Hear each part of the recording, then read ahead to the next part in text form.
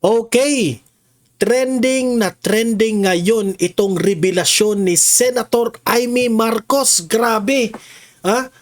Itong revelasyon niya ay ito raw si Orly Guteza. Ay babaliktad na raw itong si Orly Guteza dahil ang kanyang pamilya ay tinatakot na raw. Oh, yan po ang matinding breaking news ngayon na si Senator Amy Marcos ang unang siwalat dito. Alam ko naman alam ito ni Marcoleta. Alam ito ng mga ilan ng mga senador. Pero si Senator Amy ang hindi makapagpigil at sinabi niya sa mga media na babaliktad itong si Orly Guteza dahil tinakot ang kanyang pamilya. Yan po ang ating pag-uusapan ngayon.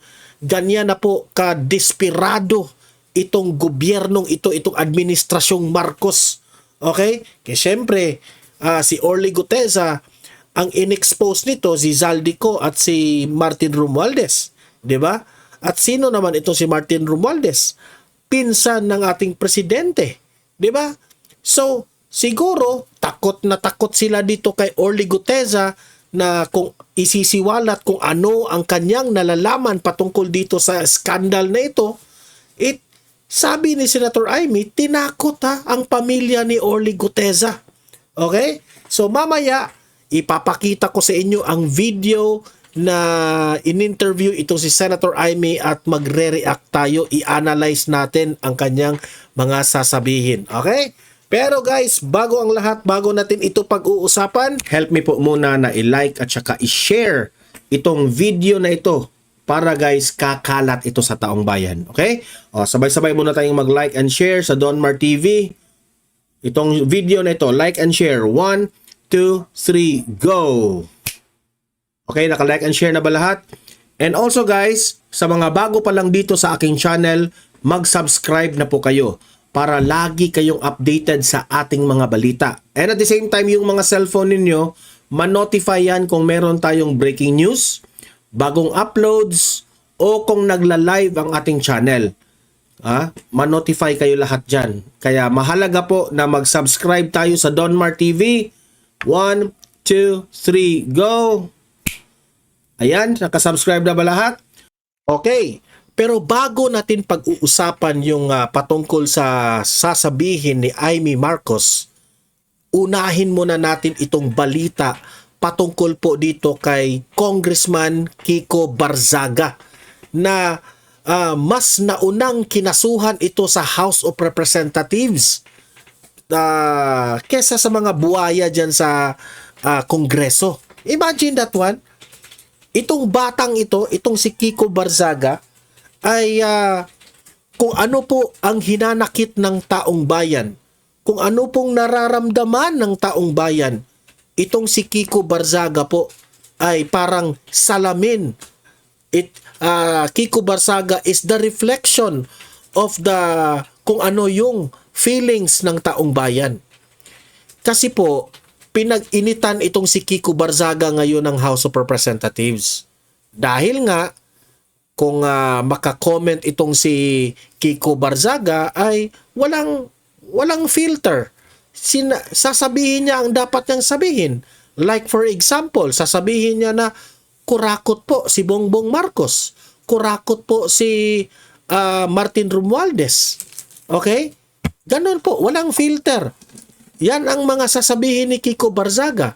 At dahil dyan, dahil sa komento na doon sa Philippine Coast Guard, ay kinasuhan itong si Kiko Barzaga. Okay? So, heto po yung ipapakita ko sa inyo. Ito yung post niya 2 hours ago. Sabi niya, Congressman Barzaga's statement on threats received from President Marcos. Okay? Ito yung ano niya ito yung parang reaction. Sabi niya, if I am to die fighting Marcos. So sa Tagalog pa, kung mamamatay ako para labanan ko ang mga Marcos, then that is the will of God. So meaning to say, sa Tagalog rin, yan na talaga ang nakatalaga sa akin sa utos ng Panginoon. Okay? Just as Rizal's sacrifice was God's instrument in removing our colonizers. Ibig sabihin na kagaya rin ito na will ng ating Panginoon na noong si Dr. Jose Rizal ay nagsakripisyo na ginawang instrumento ng Panginoon para tanggalin po ang mga nagko-colonize sa atin dito sa Pilipinas. Sabi pa ni Kiko Barzaga, I shall become God's instrument in imprisoning Marcos. Sa Tagalog pa, ako ang magiging instrumento ng Panginoon para mabilanggo itong mga kawatan sa gobyerno na tinatawag niyang si Marcos.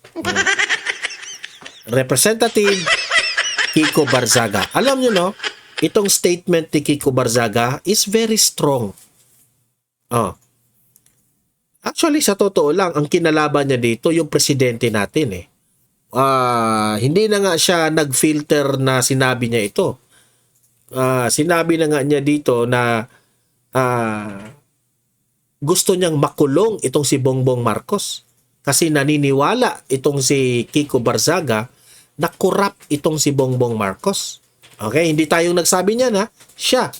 Ako nga bilang vlogger, never kong sinabi na corrupt si Bongbong Marcos. Corrupt yan si Bongbong Marcos. Never kong sinabi yan. Ang sabi ko lang ay hinayaan ni Bongbong Marcos ang mga corrupt officials ng ating bansa. Kung may proof man si Kiko Barzaga na corrupt itong si Bongbong Marcos, o kung analysis niya ito, siguro, kung magagalit ang Malacanang, na-real talk kayo. Di ba? Kasi, walang ibang mabiblame kundi yung presidente natin. Kasi pinirmahan niya yung national budget na yan ng 2025. Di ba? Ang nakapagtataka, bakit nauna pang nakasuhan itong batang ito? Compare sa mga ang dapat unahin natin, yung mga nagtatago na mga kawatan, yung mga nangulimbat ng pera ng kaban ng bayang Pilipinas. Di ba? Etong batang ito ay nagpalabas lang ng kanyang galit.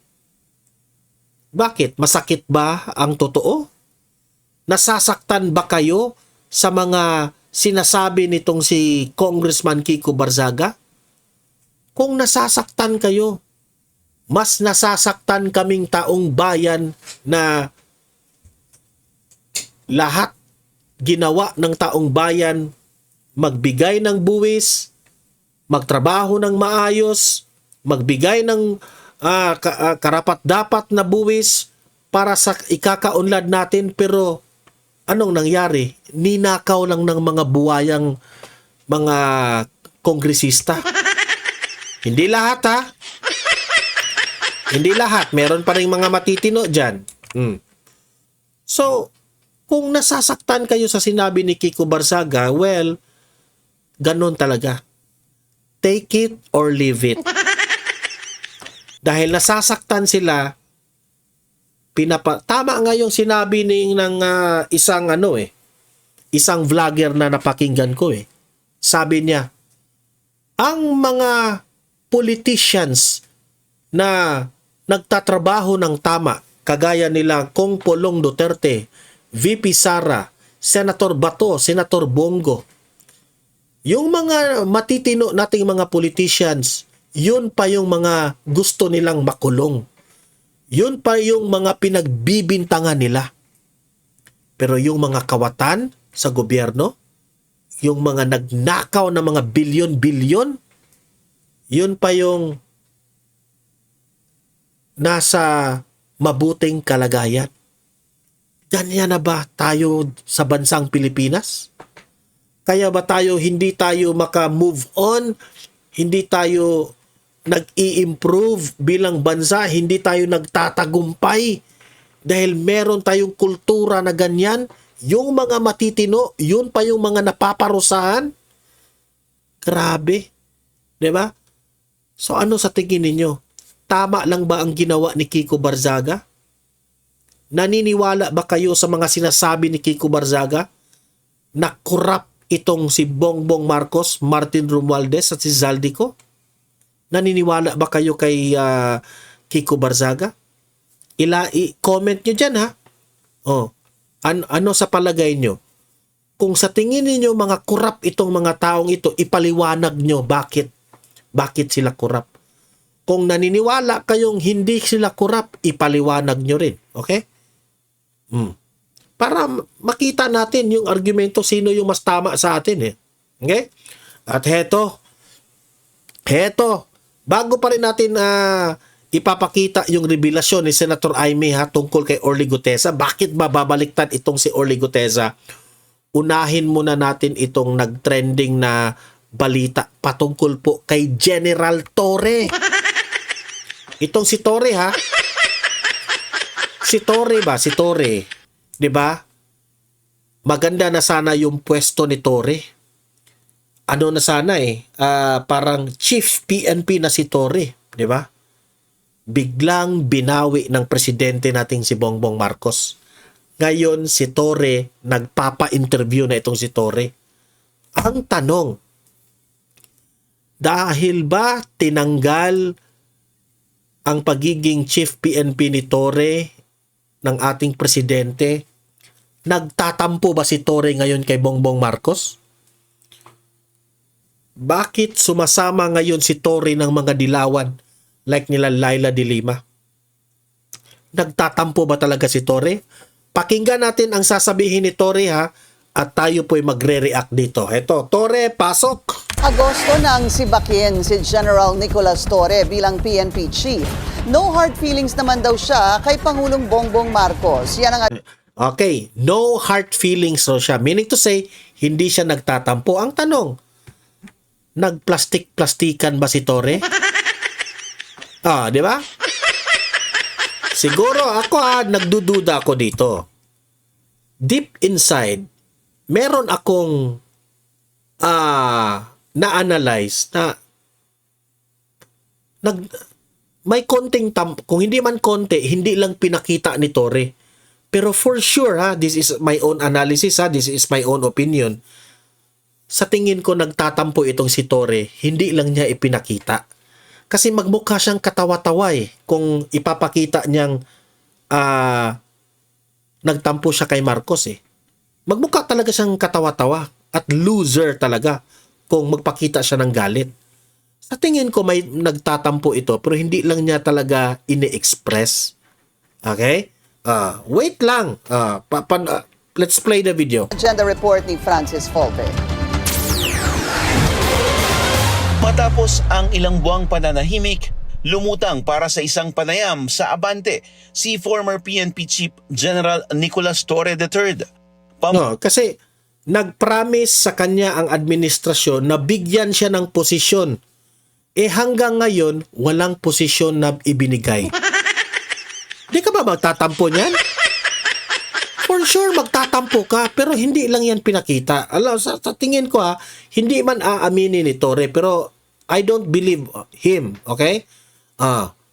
Bungad niya, maayos ang relasyon niya kay PBBM at okay rin daw sila ni DILG Secretary John B. Cremulya. Okay raw sila. Okay na lang. Kasi wala ka nang magawa di ba? Kasi karma rin ni Torre Binigyan ka ng posisyon, yumayabang ka kasi. Di ba? Nakarma ka rin kaagad. Nagdududa ako na unang nagtampo itong si Bongbong Marcos nung nakita ni Bongbong Marcos na mag-ala presidente ang datingan ni Torre doon Yung mga naka-escort, yung mga pulis. Bakit mo yung ginawa? Bakit mo kasi yung ginawa, Torre? Hindi mo sana yung ginawa yun.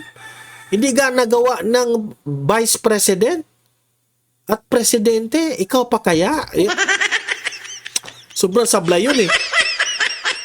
Pinalita sa Billionaire News Channel ang umano'y ugat ng pagkasibak ni Torre bilang Chief PNP.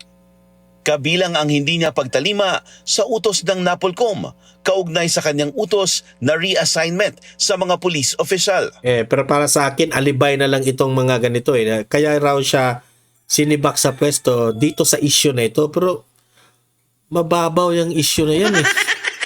Hindi pa rin eh. Mababaw. At pagtanggi umanong pumirma sa budget insertion para sa pagbili ng armas sa PNP. Naka-move on na raw si Torre rito, pero handa siyang sumagot kung ipapatawag sa anumang investigasyon. Sa issue naman ng Sa tingin ko naman, hindi na yan ipapatawag. Enough na yung sinibak ka.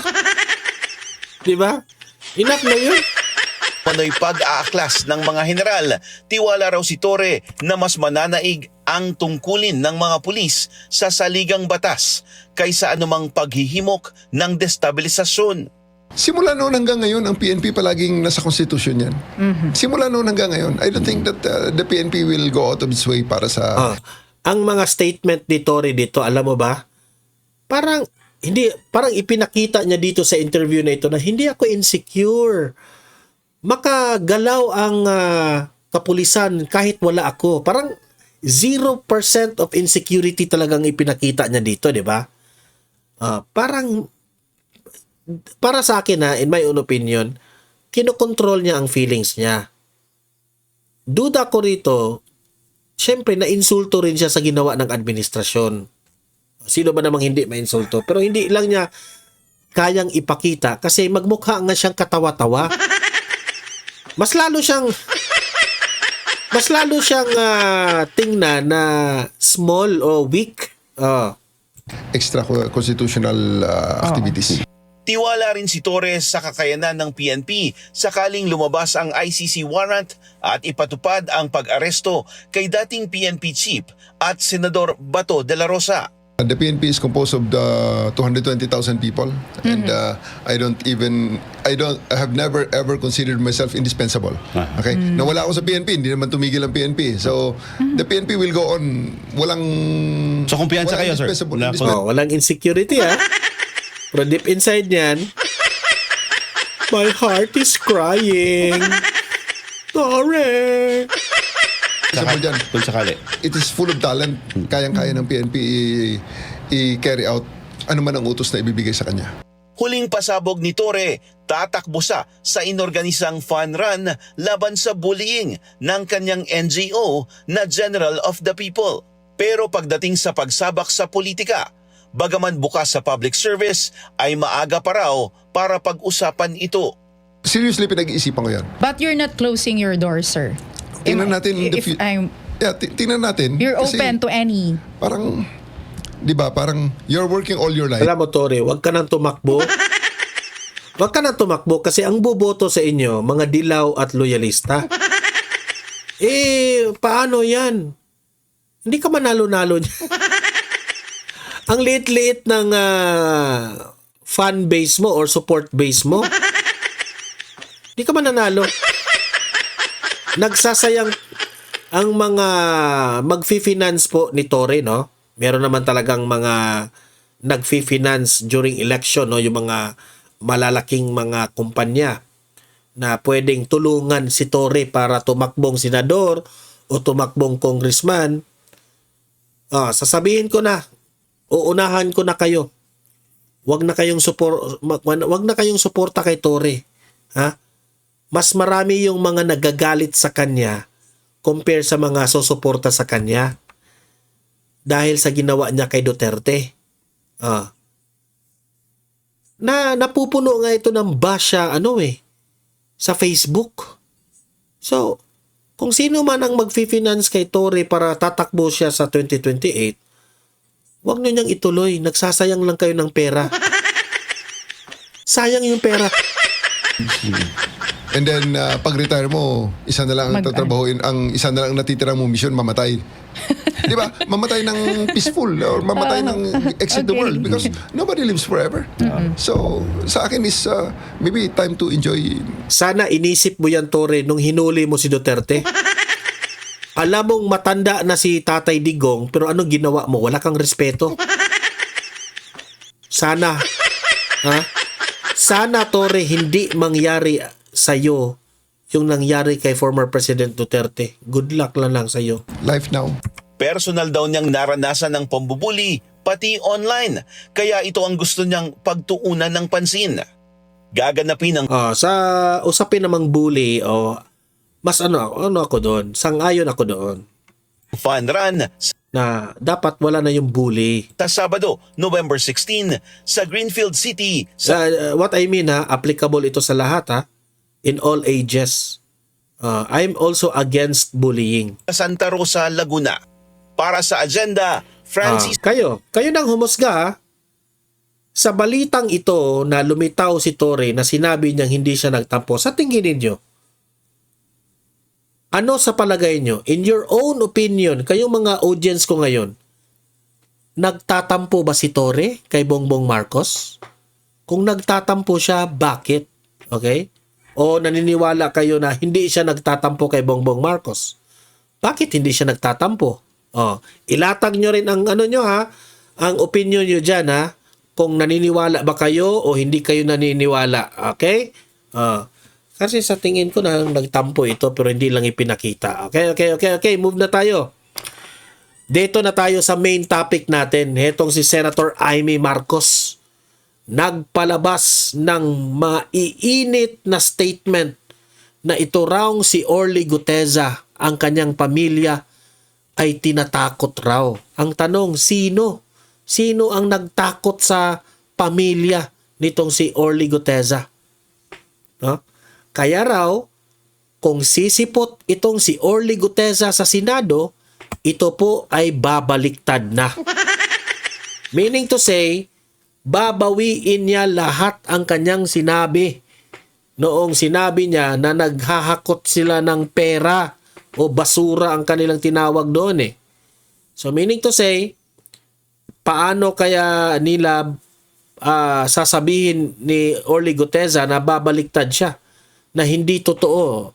Naka-sworn statement ka pa naman, Orly Guteza. At gaano katotoo na tinakot ang pamilya ni Orly Guteza. Heto, panoorin po natin si Senator Amy Marcos.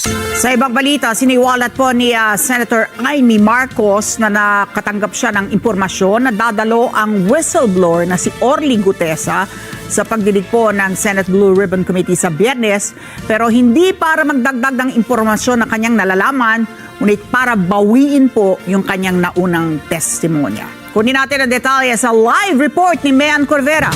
Mean.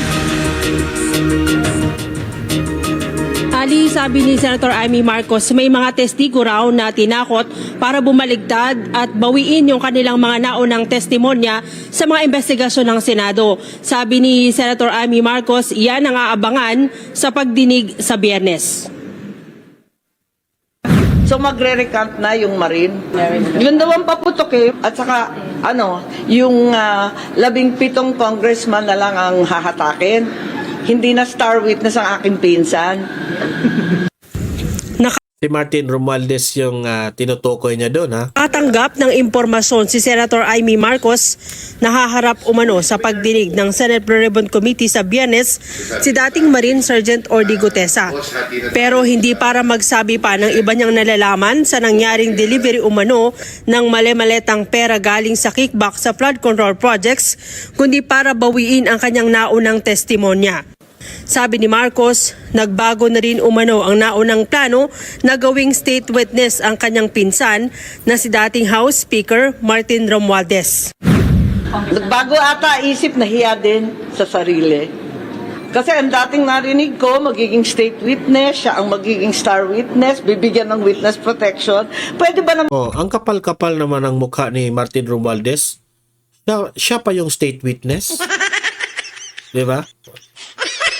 Ano tawag nun? Sasabihin doon na, Saksi ka ba? Magwi-witness ka ba na nagnakaw ang sarili mo? Walang ganun. Biro lang yun, ha? Kasi mahirap naman yung mag-state witness ka sa sarili mong kasalanan. Sasabihin ng judge, totoo ba na nagnakaw ka? Witness ka ba? Oh, saksi ako. Nagnakaw ako. Example lang yun, ha? Katawa-tawa naman yun. Man yun, linuloko na tayo ng lubus-lubusan. Ang mangyayari ngayon, magre-recant ang mga testigo. Panoorin ninyo, sigurado ako dyan. Kitang-kita sa mga mata ni Senator Amy, ha, na may alam siya patungkol dito kay Orly Guteza. Alam niya. At sinabi pa niya, tinakot raw ang pamilya ni Orly Guteza. Posible nga yan eh. Isa-isa yan, na biglang babaliktad. Ayon sa senador, tinakot umano ang pamilya ni Guteza. Tinakot. Grabe. Kung sino man kayong nagtakot sa pamilyang Guteza, ha, mga kapal ng mukha ninyo. Ito lang yung maano ko, ha. Advice ko sa'yo, Orly Guteza. Advice ko sa'yo. Doon ka sa tama. Alam ko, Orly Guteza, masakit ang pamilya. Kapag pamilya na po ang nakasalalay dito, kapag buhay na po ang nakataya sa sitwasyon mo, alam ko mahirap yan. Pero at the end of the day, Orly Guteza, isipin mo, ang katotohanan pa rin ang mananaig. Huwag kang bumaliktad. Yan lang ang payo namin sa inyo. Doon ka sa totoo. Kasi po, gagawan ng paraan ng Panginoon yan. Ha? Ikaw na nga yung ginawang instrumento ng Panginoon para mapanagot, maibulgar, at ma-solve itong problema ng Pilipinas. If you are destined, kung destiny mo, Orly Guteza, to be the hero of the Philippines, kung destiny mo yan at ikaw yung ginawang instrumento ng Panginoon, gawin mo, Orly Guteza. Later on, ang Panginoon rin ang magsusukli sa'yo. Siya nang bahala sa'yo, Orly Guteza. Yan ang sabi ko sa'yo, yan ang payo ko sa'yo. Si Guteza ang surprise witness ng Senado na nagdawit kay dating Speaker Romualdez na isa sa umano'y pinagdadalhan niya ng mali-maletang pera sa bahay nito sa Taguig. Pressure, tinakot ang pamilya at halos tinutukan ang asawa at anak. Tinutukan, ha? Asawa at anak ni Orly Guteza, tinutukan. Ano kaya yung tinutok sa kanila? Siyempre, kung ako naman si Orly Guteza, ha, kung ako naman ang nasa kalagayan niya, siyempre matatakot ako. Pero ito ay dahil pumutok na nga itong issue na ito, sana naman kayong mga matitino dyan na mga senador, tulungan nyo na lang itong si Orly Guteza. Nangangailangan po ngayon ng tulong si Orly Guteza. Kasi pinakamabigat ang kanyang testimonya. Dahil doon, may personal knowledge at matapang na ibinunyag ang lahat. Talaga naman, tinakot ng todo-todo ang mga pobreng testigo. Hindi tama itong gawain nila. Ito anya ang dahilan kaya sinisiraan si Guteza, katunayang kinukwestiyon ngayon ang kanyang umano'y peking pirma sa sworn affidavit. Sabi ni Marcos, bukod kay Guteza, may iba pang testigo sa malawakang anomalya sa flood control ang umano'y pinipigilang magsalita at itinago. Kahit ano pang mangyari, kahit si Guteza man at yung iba pang Marines ay magbaliktaran. Di ba sinisiraan na siya, naumpisahan na peke daw, yung nag-notarize, nag-falsify daw, kung ano-ano ang sinasabi. Wala naman naniniwala na sa inyo. Correct, di ba? Yung ginawan pa nila ng kamalian, no? Parang ano tawag doon? Dinidiscredit nila si Doc Guteza na yung peke raw yung notarization ng kanyang affidavit. sabi ko, anong point? Bakit naman ipipeke ni Gutesa? Kaya nga di ba, sabi rin niya ni Senador Marcoleta, anong point? Anong makukuha ni Orly Gutesa kapag ipeke niya yung affidavit sa sobrang daming mga abogado, lawyer, ipipeke mo yung magbabayad ka lang ng 200 pesos para mag-affidavit, ipipeke mo pa? Hindi naman siguro mahal ang 200 pesos para ipeke mo pa yung pirma ng affidavit. Diba? Common sense. Dinilin lang ninyo ang sambayan ng Pilipino. There is really something wrong. Duda ko niyan, yung pumirma talaga dyan, it's either pinirmahan talaga yan ng abogado na yan, pero tinatakot. Ayaw nang aminin. Or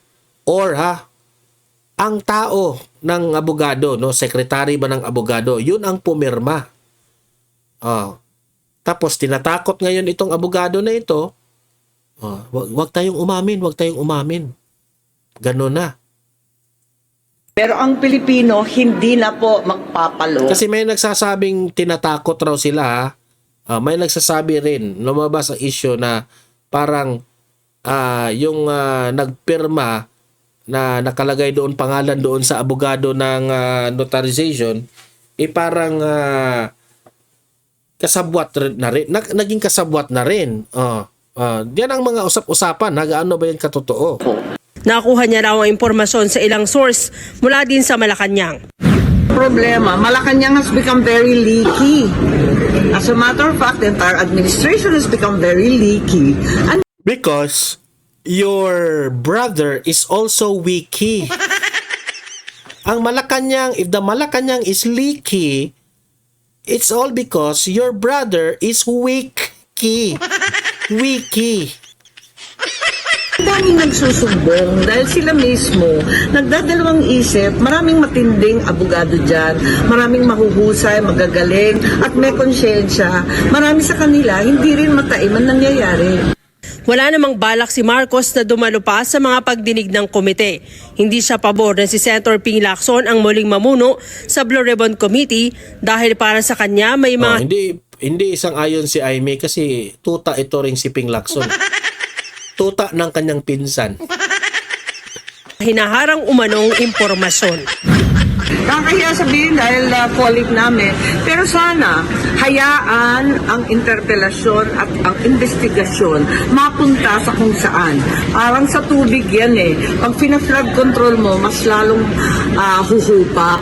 Kaya kinakailangan, huwag inaawat, huwag pinipigilan. Walang pigil. Dapat tuloy-tuloy. You go where the evidence leads you.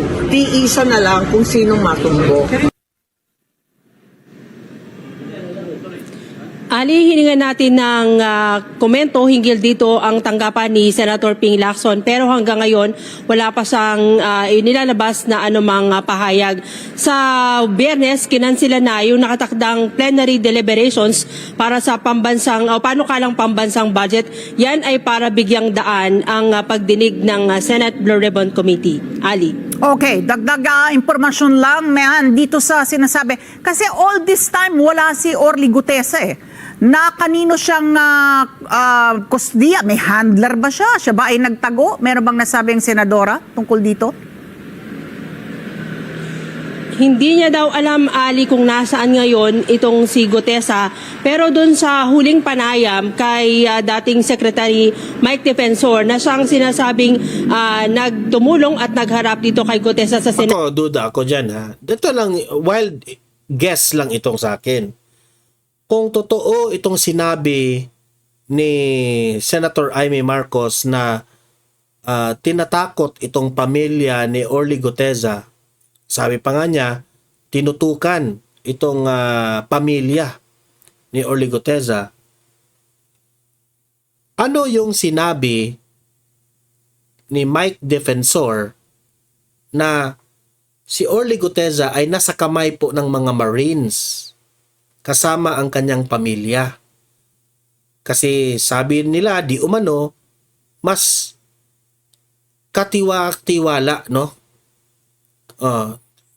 Naniniwala itong si Orly Guteza na safe ang kanyang pamilya at siya sa kamay ng mga Marines. So ngayon, kung totoo na nandyan siya sa mga Marines, no? At itong sinabi ni Amy na tinutukan yung ano. So meaning to say, dyan sa loob sa Marines, may nagtrahidor dyan. Di ba? If you will try to connect the dots, nasa Marines siya. Pumutok ang balita na tinututukan ng mga kung anong itinututok dito sa pamilya ni Guteza. So, nagdududa ako. Siyempre naman, alangan naman na merong galing sa labas, papasok doon sa Marines, tapos tatakutin yung pamilya ni Guteza. Hindi naman siguro. So, meaning to say, merong inside job dyan. Merong kasabwat dyan na mga taga-Marines o kung sino man dyan ang present dyan sa compound ng mga Marines, meron dyan na kakilala o kakuntsaba ng politikong galit kay Guteza. At sino kaya yun? Kayo nang humusga. Obvious na obvious, di ba? Ayoko lang banggitin. Di ba? Baka merong ganyan. That's my wild guess. Na hindi pa rin maaasahan itong mga Marines na kasama niya dyan. Baka may nagtrahidor. Di ba? I mean, that's my analysis. Ang sabi niya, hawak daw ng Marines itong si Guteza na pinabulaan na naman ng Philippine Marines. Bukod kay Guteza, may binabanggit pa siya na ibang mga testigo pa, no? Na bukang gigibain yung mga naunang pahayag ni na Guteza at iba pa na talagang direktang isinasangkot. Sinangkot nga itong sina Martin Romualdez at Zaldico. Nabanggit ba kung sino pa yung mga ibang testigo na magre-recant? Yan daw ang aabangan, Ali, dapat daw yang bantayan ng publiko sa pagdinig sa Biyernes. Isa na lang, last question. Mayan, yung binabanggit niyang 17 congressman na lamang daw yung hahatakin. Ano naman ang ambag ng mga yon? Kung sakasakali. Ali, yung 17 kongresista, oo, sila na rin yung sabi ni Senator Ping Lacson kahapon, pinadalan sila ng sulat sa pamamagitan ng House leadership para sila ay maimbitahan. Hindi nga sila pwedeng basta ipatawag dahil sa umiiral na interparliamentary courtesy. Yung 17 yun yung mga pinangalanan ni Curly at Sara Diskaya sa kanilang naunang testimonya nung ang investigasyon pa ng Senado ay pinamumunuan ni Senator Rodante Marcoleta. Okay. Yan ang abangan natin sa darating na Biyernes. So, ako kung i-analyze ninyo, naniniwala ba kayo na tinatakot ngayon ang pamilya ni Orly Guteza? Kung naniniwala kayo, bakit? Okay? Ilagay nyo dyan sa comment section. Bakit kaya? Totoo bang tinatakot? May nakalusot ba inside the Marines? Okay? O may nagtrahidor ba? At kung hindi kayo naniniwala dito sa mga sinasabi ni Senator Amy Marcos, kung sa tingin nyo mali, ipaliwanag nyo sa comment section na hindi ako naniniwala dyan dahil secure ang Marines. At eto pa yung tanong, naniniwala ba kayong babaliktad itong si Orly Guteza? Okay? Dalawa lang yan. Naniniwala o hindi ako naniniwala? Ako sa tingin ko in my opinion, sa nakikita kong karakter at sa katauhan ni Orly Guteza, hindi yan babaliktad. Okay? Kung tutulungan siya ng mga senador. Pero kung malakas talaga ang kalaban, meron ring mga, sabihin na lang natin, 30% na babaliktad siya. Basta sa akin, 70% hindi yan babaliktad dahil matapang yan si Orly Guteza. 30% niyan babaliktad, okay? Pero ang tanong dyan, kung ang buhay ng kanyang pamilya ang nakataya, that is also a big factor. Okay? So, ano sa palagay nyo? I-comment nyo yan, ha? Usap-usap tayo sa comment section. Don't forget, i-like, i-share itong video na ito para kumalat itong information na ito na malaman ng buong sambayan ng Pilipino. At sa mga first time lang dito sa Donmar TV na nanood dito sa aking mga balita, consider na i-subscribe itong channel na ito. Kasi libre lang po ang mag-subscribe, walang bayad yan. Updated ka pa sa mga breaking news at sa mga trending na balita. Okay? See you in my next video. Have a great day. Have a great night. God bless po sa ating lahat. Mabuhay ang Pilipinas. And God save the Philippines. Bye-bye.